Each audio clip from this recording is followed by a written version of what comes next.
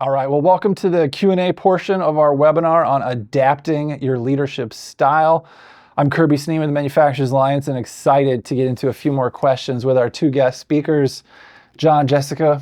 Thanks for making the time. You're welcome. Absolutely. So I want to get into the benefits first. And Jessica, maybe I'll kick this one over to you first. How has learning how to adapt your leadership style really benefited you?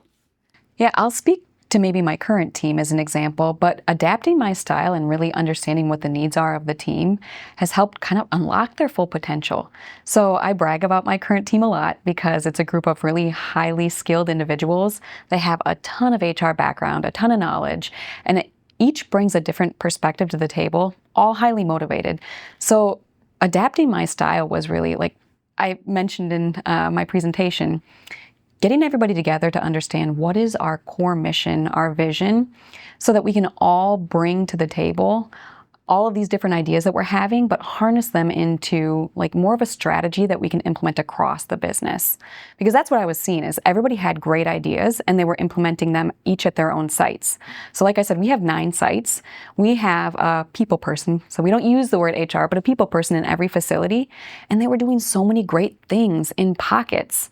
And so as a leader, I had to flex to say, okay, let's get away from the tactical. Like, how are we all doing things and how can we share best practices so we can unlock all of these great ideas on a bigger scale? Yeah, that process harmonization Yeah. can unlock a lot. Appreciate that. John, what about yourself? I'm going to be a little shorter on this. It's really helped me to adapt to change and really force me to focus on what's most important as a leader, and that's the individual. And trying to figure out from that individual or the individual team, depending upon your interactions, what is it that they need? And it's really, again, it's forced me to focus on that peer-to-peer, person-to-person relationship, and starting to get those keys and kind of play off of that. Let me ask you about this then, because you mentioned being able to pick up on it. How do you go about trying to relatively quickly figure out what someone's natural style is so that you can cater to it, right? You can talk to them the way that they like to be talked to, for example. You get to know who they are, as a person. A lot of that has to do being vulnerable yourself, meaning that you let them know who you are. The more genuine that you are in your relationships, the more effective you're going to be as a leader. So, it really is, we talked earlier about building trust, that really your relationships are all about trust, and that really starts with how you interact. Mm-hmm. And you interact, with honesty and be your genuine self. Jessica, how about yourself? How do you pick up relatively quickly on somebody else's natural style so that you can cater to them? I think kind of along those same lines, it really is being vulnerable yourself first, and kind of presenting who you are as an individual and as a leader, and allowing the space for somebody to be their natural self. So I think that's an important piece of it. I mentioned also, like, our team went through some more formal exercise and using some tools, and it was kind of an aha, even though I've worked with people quite a bit and we have these relationships formed, like, understanding how or why they show up a certain way so that I can better flex. The DISC assessment is like the tool that I mentioned that we use. So plotted everybody, and it was an aha. We have so many people over here in one quadrant, but we have all of these other people too. So like when we have a team meeting, for example, are we really flexing to all of the individual needs and hitting and filling everybody's bucket? So it's a mix for me of like going back to, building the trust, and getting to know everybody personally. But some of the people on my team don't report to me directly. So it's harder for me to on a regular basis, build all of those connections because they report to other people on my team. So that's where I've utilized some of the tools to just really get a better understanding of who each person is as an individual. Let's tease it out a little bit. Let's say you've got someone on the team and they've been through maybe the DISC assessment or the communication style approximator, and yet they're still lacking self-awareness. And you just see the behaviors and you think to yourself, oh, a little less of that, a little more of that. I wish I could just get the mix just right. How do you go about talking to someone that maybe lacks self-awareness to help them? That is such a good question, and it's really a challenging one. So I gave an example during my presentation as well of getting to sit in on some meetings with a leader. And I had some more conversations with that leader, and I think there was a little bit of lack of self-awareness. And how I approached it was, hey, I've been here a while. I know the team. I want to give you some feedback because I really want you to succeed. And so I think starting, and I've talked about this before in other trainings or on other topics, starting with your intent. Like, is really important to say, my intent here is positive. I want to help you be successful, either with your team or with our team. And so because of that, I want to give you some feedback. And I think to highlight it in a positive way, like, this is for your growth, this is for your development. That's kind of how I've approached it historically. John, could you build on this one? Because I think for a lot of people, it's a gulp to talk to someone about it, and you have the best intention, and you can state that, and I think that is essential to do that. What else have you done, or any tips or tricks on how best to talk to someone that maybe lacks self-awareness? And again, I think it's starting, being honest, being genuine. Again, keeping a safe environment. You want to be able. This goes to adapting that style. You can talk to certain individuals more honestly than others.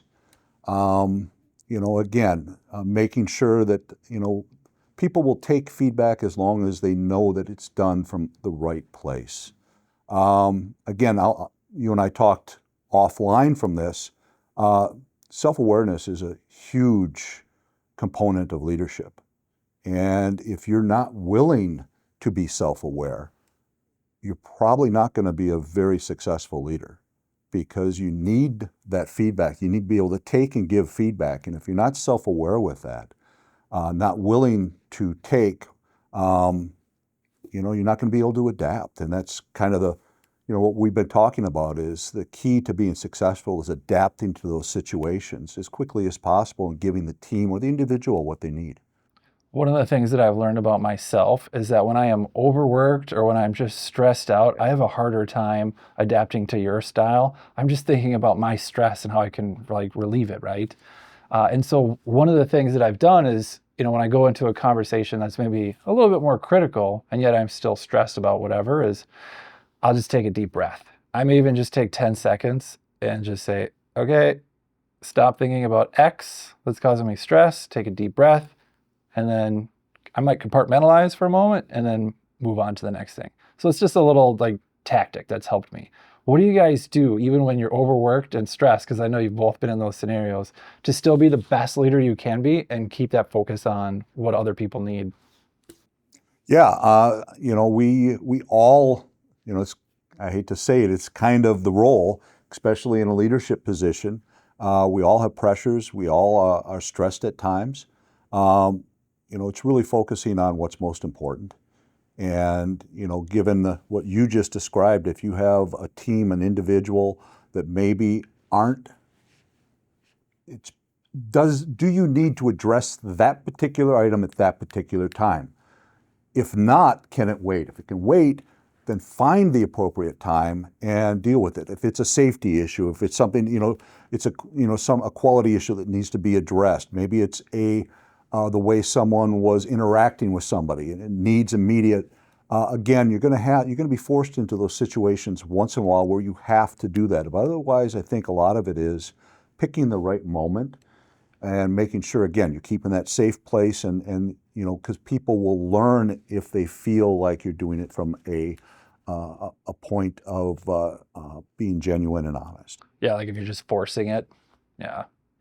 Mm-hmm. Yeah, I think that's a great call out.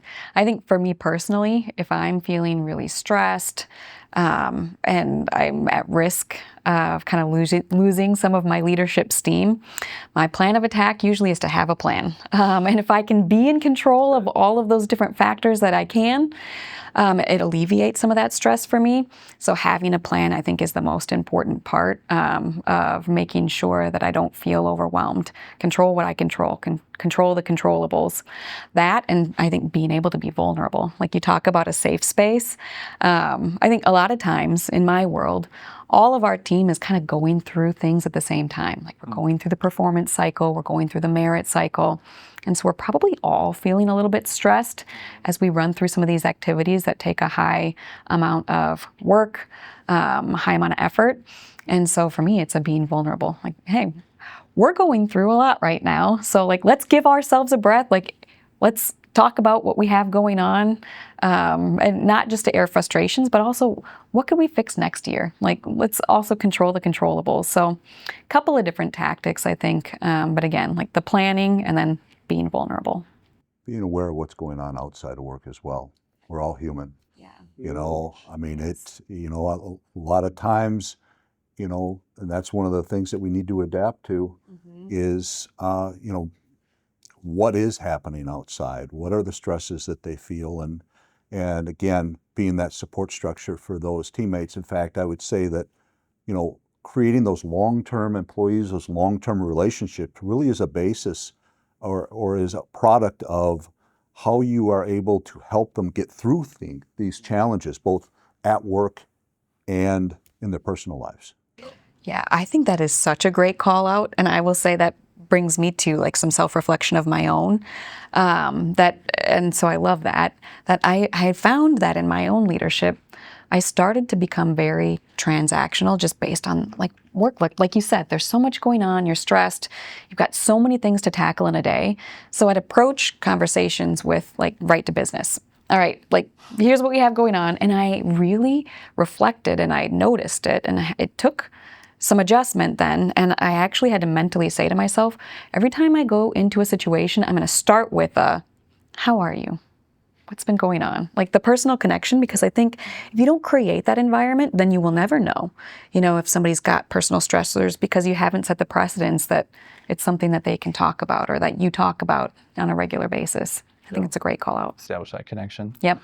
One of the pushbacks that I get all the time with this whole flexing and versatility thing, it usually comes with an eye roll too, is, well, yeah, but I got to be true to myself. Like I've got to be authentic. So what do you say to someone that says that, how you can flex and still be yourself? What would be your response to that rebuttal? You know, we're not changing the basis of who we are, our values, our principles. They're really not changing. All we're doing is changing the way that we're interacting with an individual and an individual team. And if done correctly, it's mirroring what they need. I'm seeing you and what it is that you as an individual need at that point in time, and hopefully I'm reacting to that and feeding that back. It doesn't mean that I'm changing who I am. Again, being optimistic or being positive in a negative environment is not being naive. It's being a leader. Anything you'd add to that? Yeah, I think it's a great call out. I would say for me, drawing people back to, we flex all the time in our personal lives too. Situations call for us to be different. You know, some situations are really serious. You know, if I'm going to act very different if I'm at the doctor and getting some hard news versus if I'm relaxing on the boat. So we flex all the time anyhow. So it's not changing who you are, but it's adapting to a situation. And so I think that's my call out in leadership, it's just like in life. You have to react based on where you're at. What's one baby step that a new leader could take so that they can start to learn how to adapt their style to others and really serve others better? What do you think? Have a mentor. I think you mentioned during your presentation, super important. And it doesn't have to be somebody on your team or a peer. Find somebody who you know will be honest with you and give you the feedback that you need, because it's really difficult to take that step back and recognize your own gaps. So identify somebody, make it known to them. Hey, I'm going to ask you for feedback. You're my, yeah, and even if it's not a mentor, say, I just want somebody to observe, give me feedback. I want to know where I can improve. But I think that's a small step that somebody can take at the start of their leadership journey. That's awesome. Step out of your comfort zone, you know, and again, we talked about being vulnerable. That really is important. So if you're willing to do that, it'll be successful. What's been the best part of leading others for you? You know, I love what I do because I get to work with people. And we talked about this, you know, leaders develop leaders. Leaders learn. leaders are the measure of a leader really isn't how things run when you're there. It's how things run when you're not. So, the best part for me really is growing as a person and helping others on the team to grow as well. So it's really, it's very rewarding. It's very challenging sometimes, but what isn't that is worth doing? I can relate. Sometimes leading others is the, biggest and best challenge for you. So it's a win-win. Yeah, similarly, I think being able to watch my team be fulfilled and execute their ideas and see the business impact. So I mentioned, I brag about my team. It's a group of really skilled individuals, highly motivated. And so one of the members of my team recently organized like a book read with their local leadership team, manufacturing leadership team, around reading the book Radical Candor. And very challenging subject for the group. And they weren't sure how the group would receive it or if they would even come ready to converse. And the feedback that they've gotten from these leaders has been incredible. They're really engaged, they're buying into the process. And so, it's one small example, but again, creating an environment for your team where they feel like they have the autonomy to create new processes or come up with new ideas and then see them do it, watch them execute, and then watch the impact, for me, is the most fulfilling part of being a leader. It never gets old. No. Yeah, it's awesome. Jessica, John, thank you so much for being here. Appreciate you making the time. Yeah, thank you. This was fun.